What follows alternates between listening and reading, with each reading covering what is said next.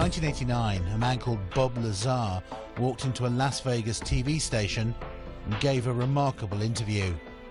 He said that he'd worked out in the Nevada desert at a top-secret facility known as Area 51. He said he worked on a highly classified project, reverse engineering recovered alien spacecraft. His story was a worldwide sensation, and Area 51 became a household name, synonymous with UFOs, secret projects, and little green men. And yet, neither the US government nor its military have ever denied his claims, and they still don't officially confirm that Area 51 exists, despite satellite photos proving it does. Many dismiss Bob Lazar as a fantasist, and yet others see him as a whistleblower, exposing a government cover-up of UFOs and alien contact.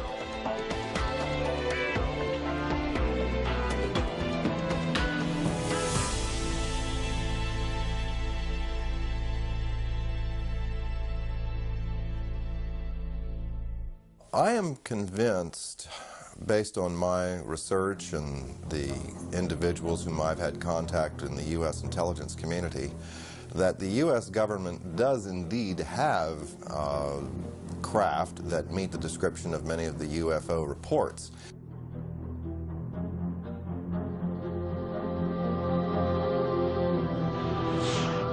My personal opinion, based on comments I've gotten from the Deputy Director for Science and Technology at CIA, would seem to indicate that Bob was perhaps an unwitting participant in a program designed to introduce someone with a technical background to some elements of the UFO research projects going on out at the test site.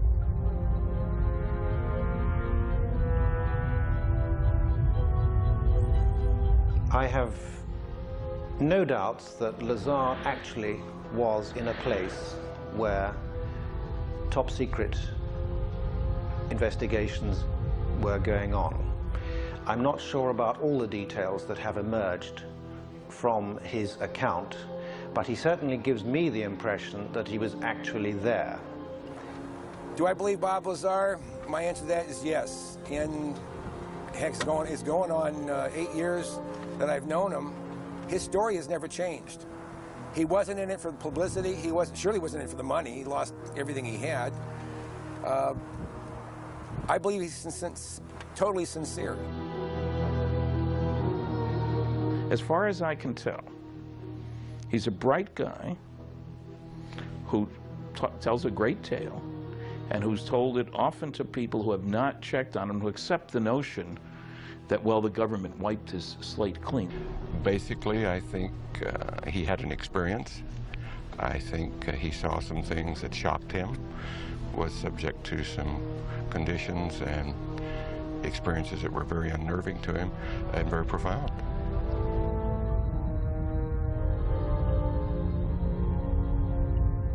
He said, you would love to see what's out there because it's like beyond science fiction.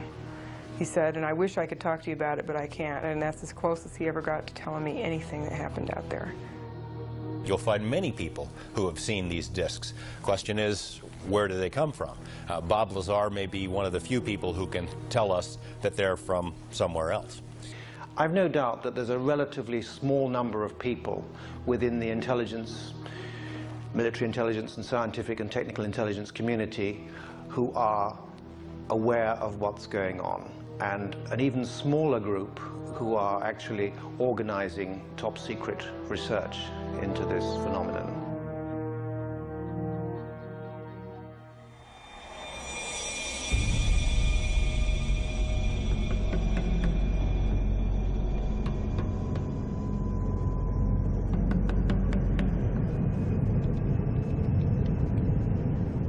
There's been an operating airbase out at the location known as Area 51 since the 1950s, when it was home to the CIA's top-secret SR-71 Blackbird spy plane.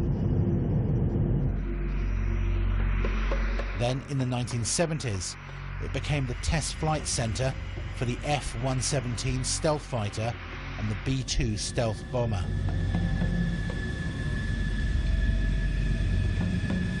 It's fairly public knowledge that we have a super secret facility in the mountains in northern Nevada, referred to as Groom Lake, Area 51 of the Nellis Air Force Base Test Range. It's also been referred to as Dreamland. This is an area that has been known but officially denied for many decades.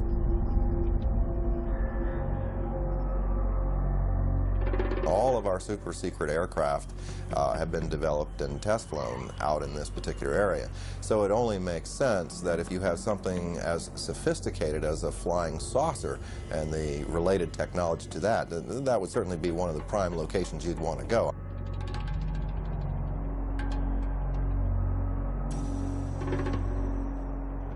What you see is an ordinary looking Air Force base. It's nothing to write home about, but because the government won't talk about it, everyone wants to see it. The military has never said there are no UFOs. It's never directly denied any of the Area 51 stories. It would have been so simple when these claims came out, these Papoose Lake claims, for the military to simply say, look, we have nothing there. They could take a few reporters to this area and show them, nothing there. The military hasn't done it. The military has stonewalled. It has remained silent. And that's the most damning thing that they can do. Area 51 to this day is not acknowledged. That is to say, the Air Force does not admit that it exists. This status has been maintained very carefully, particularly in the last few years. The puzzle is that the base has clearly been very active for quite a while, and you can see that there are about 700 to 1,000 people traveling from Las Vegas every day. So essentially the bulk of what has gone on there in the last 10 years has not emerged from the black. This airplane the program was terminated. The airplanes were put in mothballs for 20 years before they admitted the existence of the aircraft. There's programs that they're working on today that are 50 years ahead of anything that you and I can even conceive of, and that we may never see the light of day. Would you say it's America's most top secret military base? As far as an operational test facility, it's probably the most secret test facility in the free world, yes. So there is no question that the facility is there, that the government has said very little in the past about it. Now, the real question, I suppose, is, are there any flying saucers out there?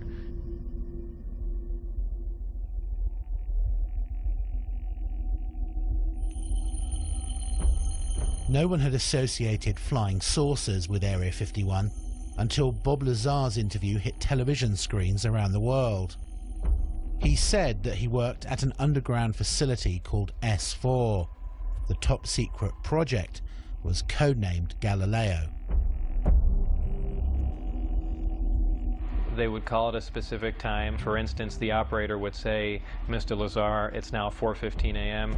We expect you to be at McCarran Airport at 4:45.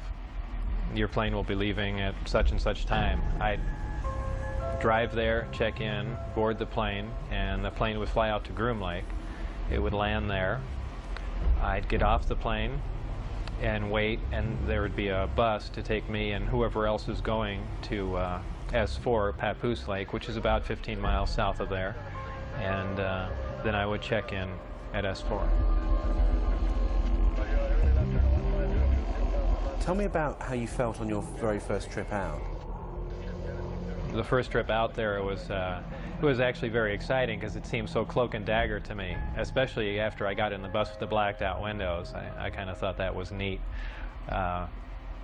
Drove out to the site, and then it was checked in, guards walking around with guns, and I was sure what I was working on was going to be pretty fascinating. He says that within a few days of working out at S4, he was shown an actual flying disc in one of the hangars. When I was brought in by bus, and for the first time, one of the hangar doors, the one on the end, was open. The bus drove up and we stopped there, and clear as day in the hangar, taking up almost all the hangar, was the disc. Looked like something right out of a science fiction movie.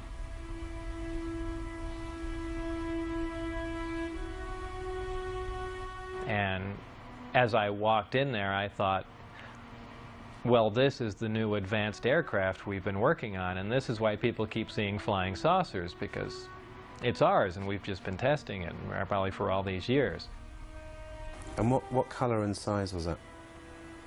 It was a dull stainless steel, pewter gray, very unimpressive color-wise. About 52.8 feet in diameter and about 16 feet high. So was it actually a recovered craft that you were working on, or was it one that scientists had built as a mock-up of a recovered craft? Well, whether it was recovered, given, or what, it was not built as a mock-up. It was an alien craft built on another world. There was absolutely no doubt about that. Lazar claims that he was one of only 22 people who had something called majestic clearance to work on the craft itself.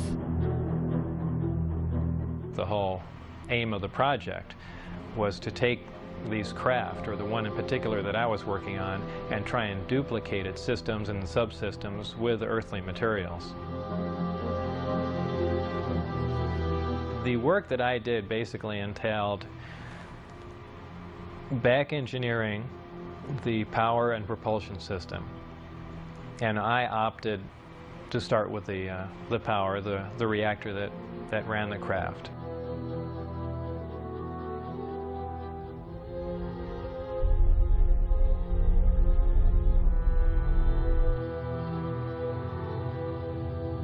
I knew immediately if his credentials could be verified, if even part of his story could be verified, it'd be one tremendous expose. George Knapp was a long-standing TV reporter. He'd heard enough of the UFO rumors over the years to appreciate how big a scoop this could be if Lazar was telling the truth. He gave me information about his background, educational background and employment background. I started with his claim to have worked at Los Alamos Lab. We went to Los Alamos and got nothing even close to cooperation. They wouldn't respond to our phone calls. They say, we have no information on Bob Lazar. There's nothing in the files. I said, are you sure now? No, nothing in the files. I showed them the phone book entry that Bob had kept that said he was there. I showed him the newspaper article that showed that he was there. Basically, Los Alamos Lab tried to thwart me at every step. Were completely uncooperative in trying to get information about Bob, and I found that to be the case at every step of the way in trying to verify his background. Thursday, 12:37 p.m. Former NASA mission specialist Bob Exler had heard about Area 51 and Groom Lake when he worked on the Apollo and Space Shuttle projects.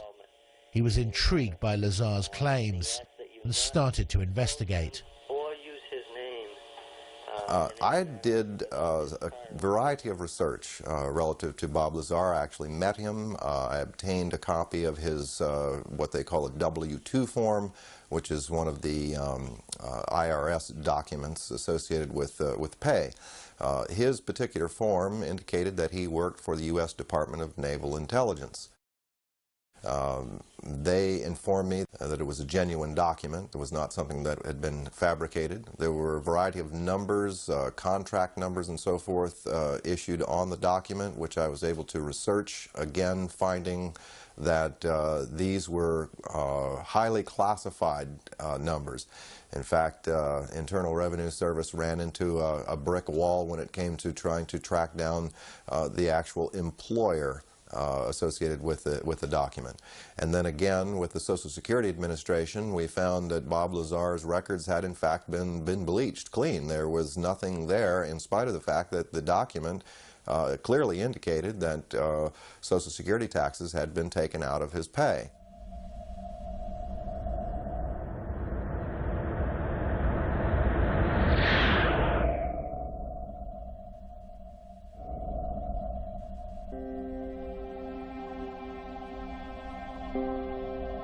Not everyone who's researched Bob Lazar believes his claims. Stanton Friedman is one of the most respected authors in the UFO field today. He's a former nuclear physicist with top secret clearance and has many friends and contacts in the Black Project world. I've looked at considerable depth into Bob Lazar's claims, both about himself and about propulsion system. Those are fairly elaborate claims. I've talked to the schools that he claims to have received degrees from. I've checked on his high school record. I talked to Los Alamos Lab, where he was supposedly a scientist and so forth. I have come up totally empty. Now, when a guy lies like that, you get very wary. And, you know, it has all the trimmings, his story, of a Walter Mitty story. Somebody in his imagination was, you know, stronger, brighter, faster than anybody else. I don't doubt that he did some work at Los Alamos and other places. He's clever. He drives a jet-powered car, fixes radiation detectors. So he may have performed some service, but I can find no reason to think that he worked out there on a flying saucer.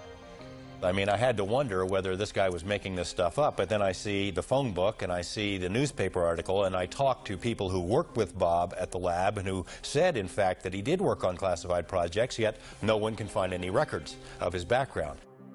The people that I worked with, colleagues, the people I went to school with, obviously knew I was there, and people at Los Alamos, I was friends with, and people that worked under me and alongside of me knew I was there and, you know, cooperate what was going on, but, you know, officially, it's very difficult to get information for the people in charge.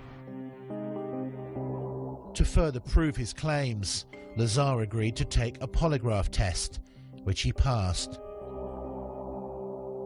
The thing that is interesting about polygraph is that if you're embellishing or if you don't completely believe what you're saying, it is very, very easy to detect.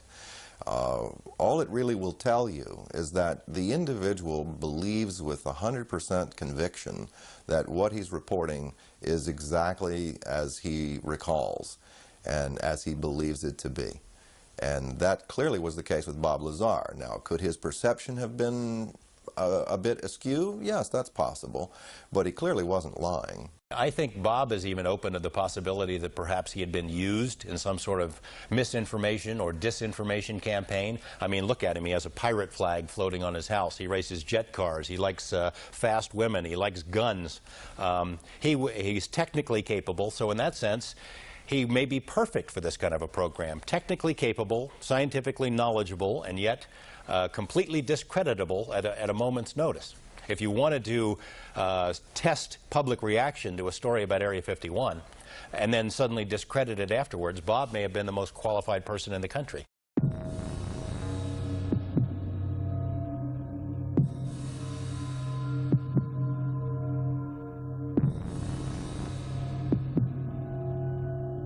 Lazar says that on one occasion he was escorted into the flying disc that he saw in the hangar to analyze its propulsion system.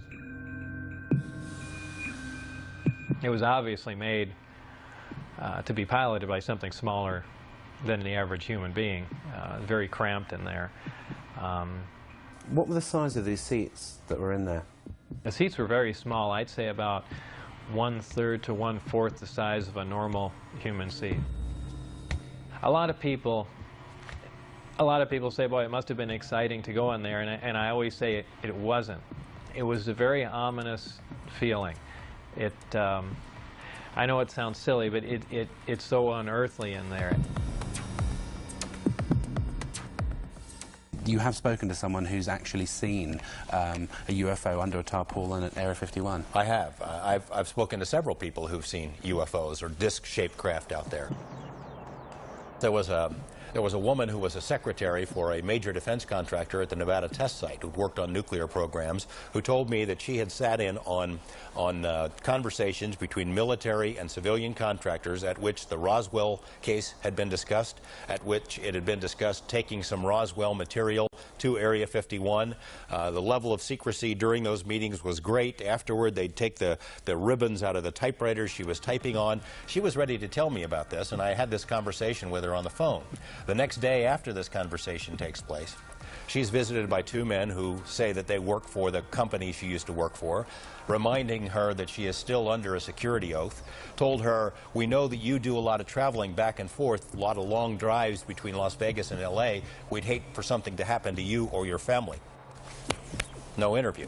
I mean, it happened again and again and again. Same scenario.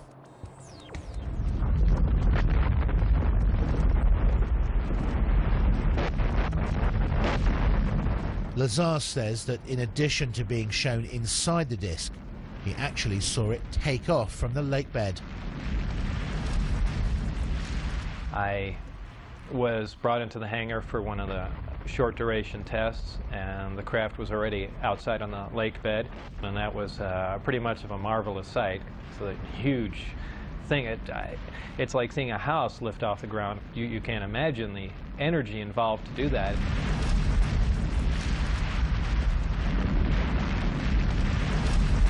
Because of the extremely high energy output and the fact that the outside of the craft is used as a conductor, that does ionize the air.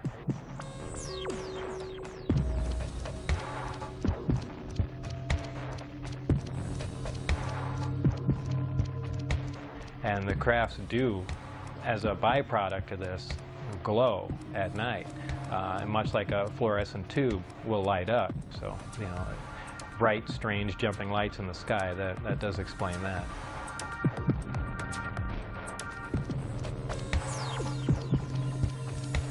Would you categorically say there is no way that humans could have built the craft that you saw? Absolutely. I will categorically deny that. Well, I don't know. How exactly should I put that? I guess I can just say it straight out. There is no way that any government on this earth could produce that craft, period. And I defy anyone to argue that point.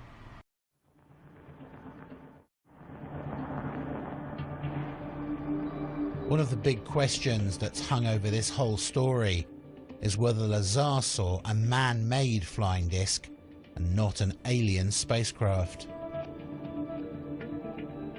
A lot of these craft which are being developed in secrecy in the United States are tested at night, and one can imagine that seen through kind of half-closed eyes, something like an F-117 stealth fighter or a B-2 bomber, side-on or front-on, would look remarkably like, say, a flying saucer or a UFO.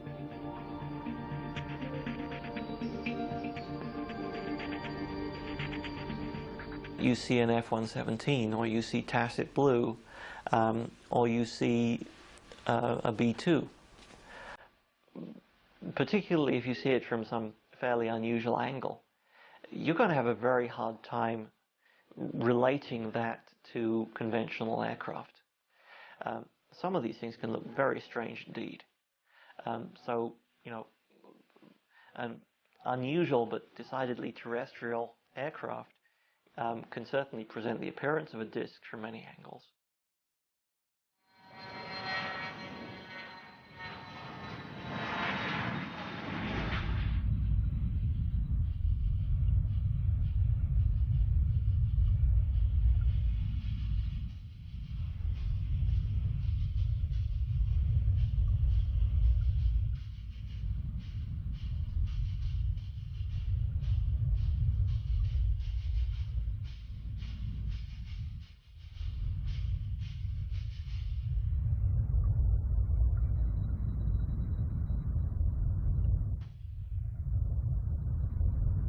I think for anyone who's been out into the western United States and seen the kind of place it is and let their imaginations run riot a bit, it is possible to imagine in these vast test areas technologies which are highly exotic, highly revolutionary, and would change the way we feel about science today.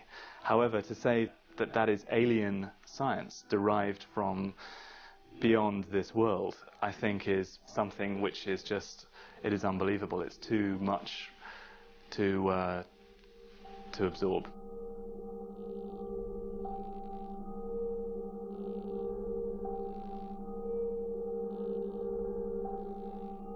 Do you think that some of the truth certainly lies out there in the middle of the Nevada desert at Groom Lake? I would expect that some of the truth may very well lie out in the desert near Groom Lake. It's the right place for some of it to be. It's isolated, it's under control, it's high security. I don't think we've yet scratched the surface on what's happening out there with regard to flying saucers.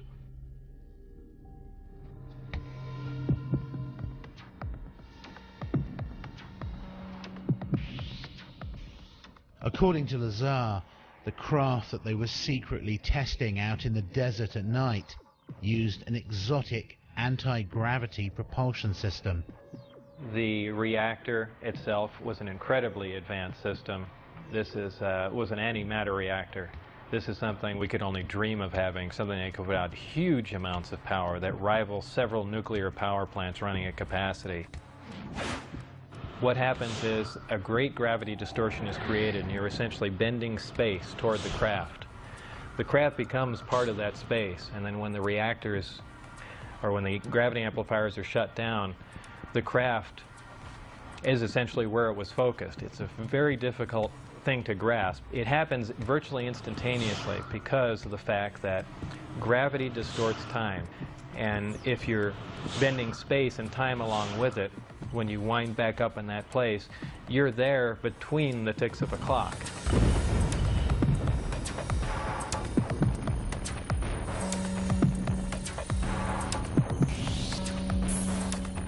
Looking at nighttime video films out in the test site area, we've seen video of craft that were luminous, that would move across the sky as if it was skipping a stone across water, or sort of a sewing machine effect. What we see across the screen are a series of lights, of dashes of light, as the object moves from point A to point B. Therefore, we are seeing what you might call a shadow effect of the propulsion mechanism at work.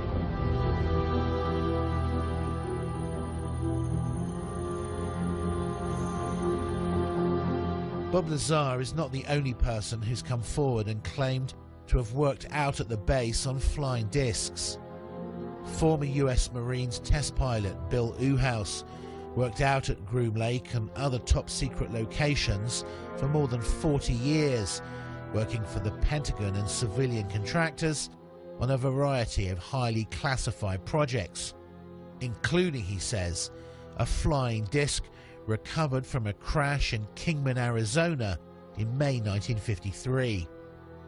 He said that he'd been cleared to do this interview and to discuss certain information, but asked us not to show his face.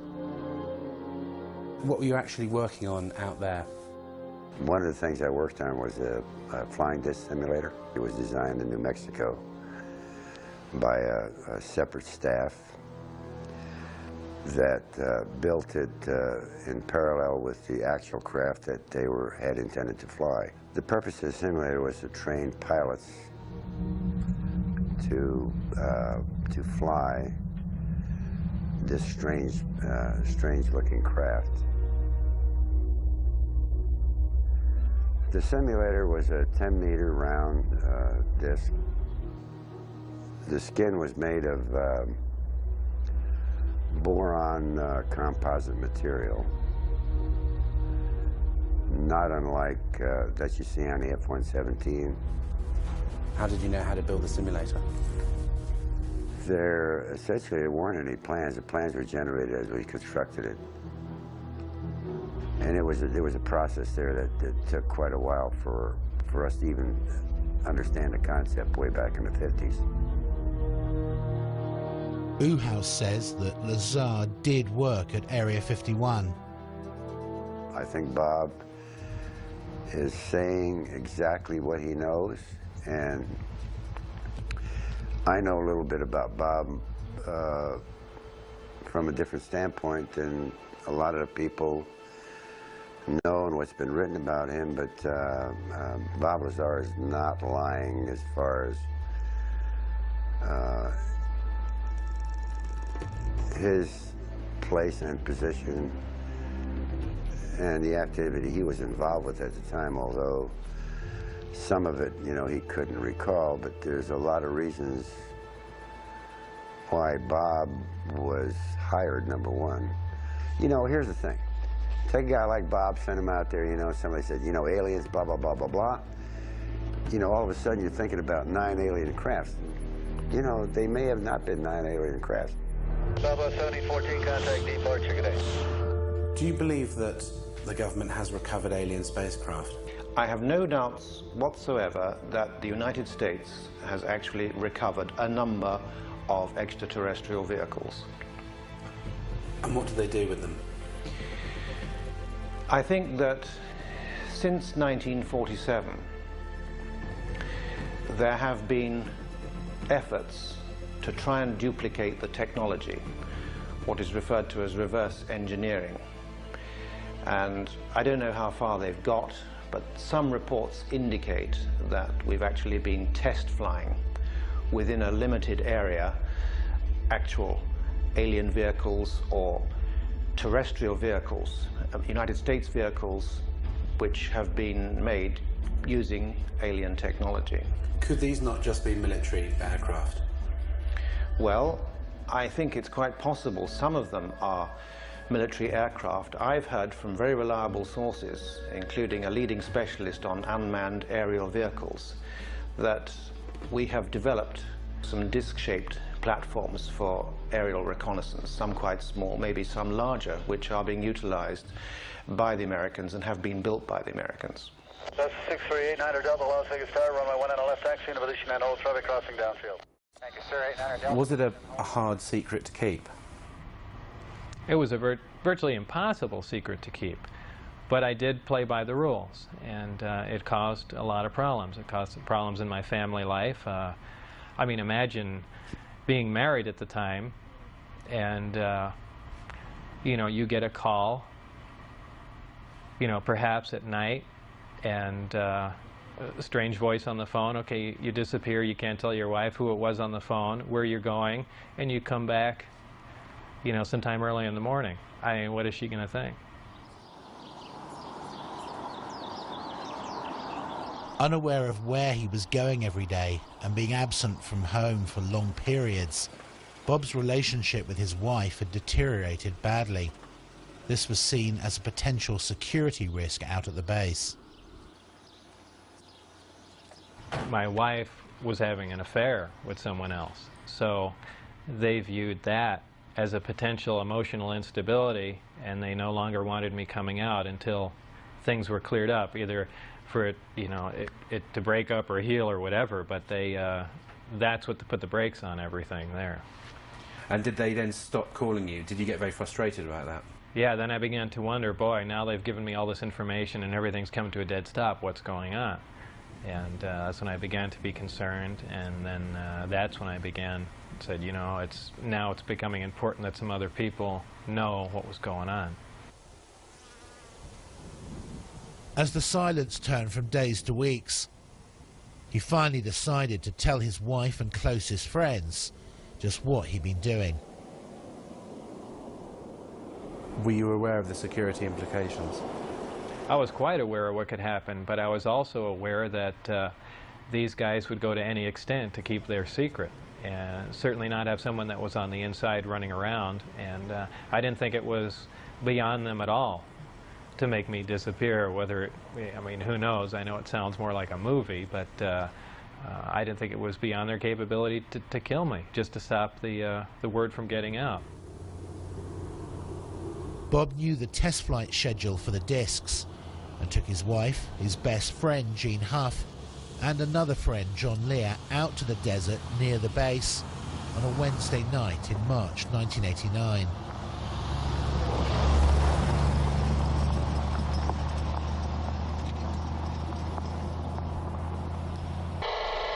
Huh, it started coming in too.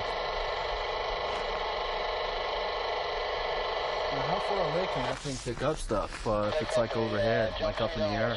Overhead, 300 miles. Jeez. So it could be any one of these guys. Yeah.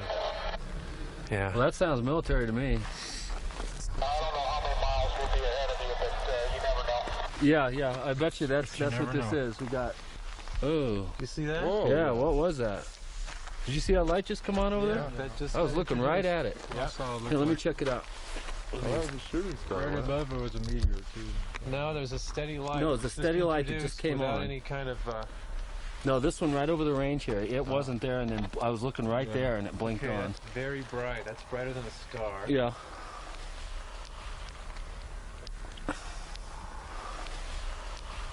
Huh? Doesn't look like landing lights. We got the light clear now, sir. We figured out what the problem is, and whatever that heading is, we're ready for it. Huh. Interesting. Okay, just changed course. Oh. White light? Yeah. Yeah, he's coming at us. What did you see when you were out there? Shortly after the flight time that I had recorded, white light came up. Well, not a white light, it was actually more of an amber light. Came up off the ground and hovered, and then began doing radical step maneuvers and darting from one side of the sky to the other, doing some impossible flight characteristics. Do you think what you saw over the desert that night was an alien spacecraft? Could I identify it as an ET craft without Bob's help? No, it would have been and you know, like I said, an elliptically shaped saucer doing, you know, just doing moves that we're not capable of, but I could not say that, no, this wasn't some advanced Earth technology. We got the light clear now, sir. We figured out what the problem is, and whatever that heading is, we're ready for it. That would be a UFO. It's not blinking, it's not conforming to any sort of FAA lighting regulations, and there you're looking at it. That's like a typical UFO. If it was red, it would be real typical, because that's what most people report, is red lights like that are solid colored. I don't think that's landing lights, because it's curved already and we're still looking at it. Looks like he's curving back. Here he comes. That is a typical military UFO. There you go.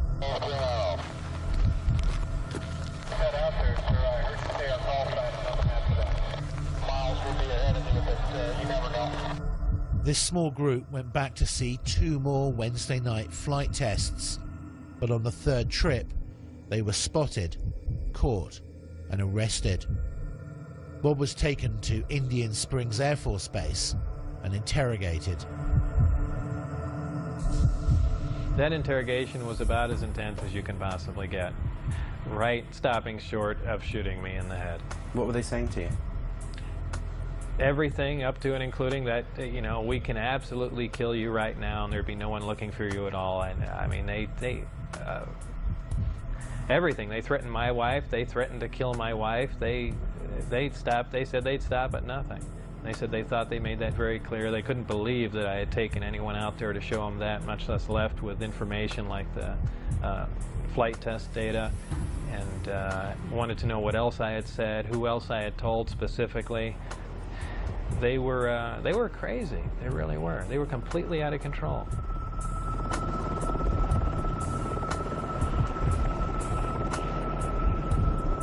After this interrogation at Indian Springs Air Force Base, Bob says that he was put under constant surveillance by security personnel. His phones were tapped, his movements were monitored, and he often found his car followed by military helicopters. Worried about what might happen to him and angry about how he was being treated, he decided to hit back and approached a local TV station about an interview. I thought if I did an interview in silhouette, it would be kind of pushing back a bit. Or say, you guys stop, and not saying too much, but just saying enough just to let them know that I am pushing back a bit and then lay off, or, you know, it's going to get worse. It was really the only thing I could do. Did you get any calls from the military or from former workers to say, what the hell are you doing? Right after the interview aired, Dennis Mariani, who was my supervisor, called, and all he said was, do you have any idea what we're going to do to you now? And that was the end of the phone call. That was the last, well, really second to last communication I had with him, and you know, then I decided, well, you know, that's it, and really just said everything that I had seen and done, and just wanted to divorce the entire situation.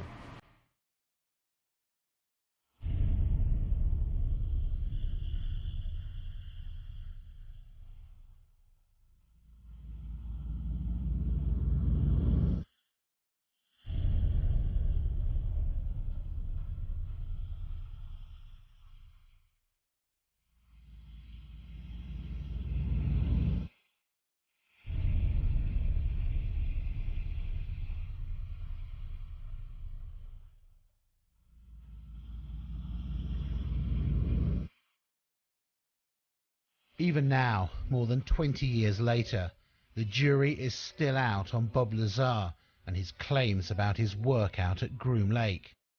It's a fascinating story which he's stuck to for more than 2 decades, and although many dismiss it as pure fantasy, the fact is that some of his credentials did check out.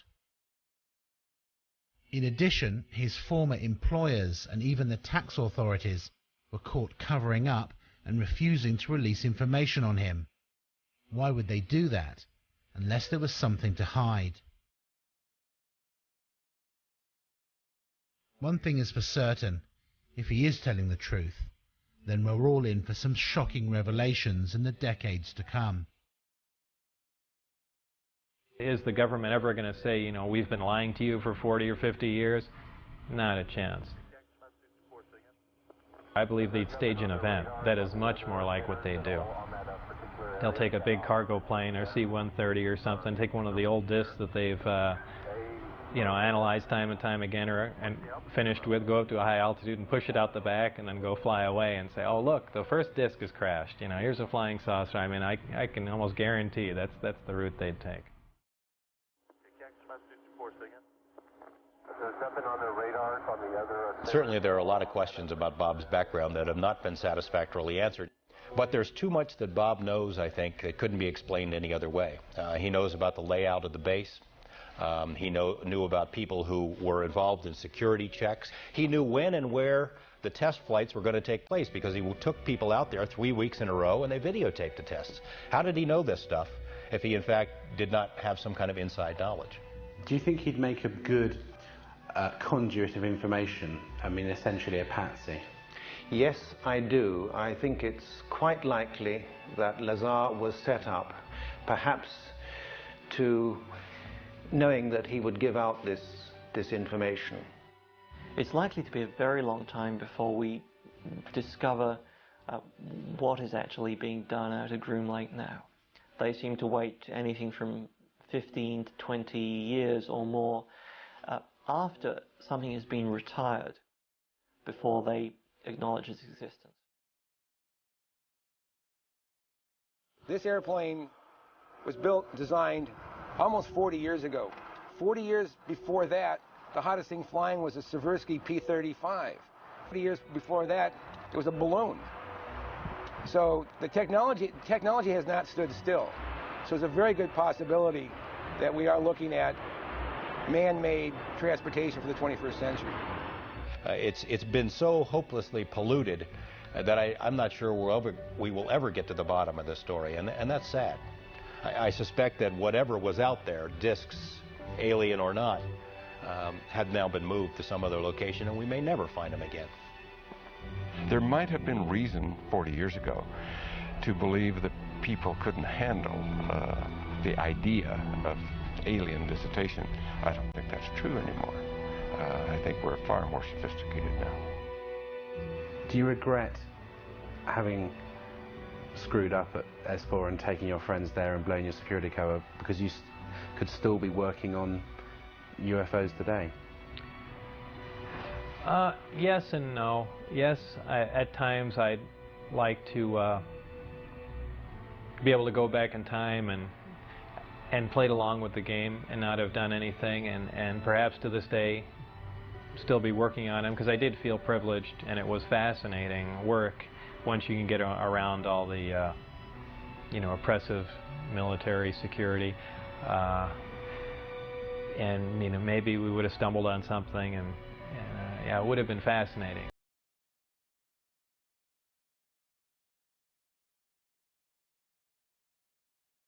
I thought UFOs were pretty much a figment of someone's imagination. I didn't believe in them. I wasn't interested in them. Of course, I'm not even interested in them now. But I certainly do believe in them now.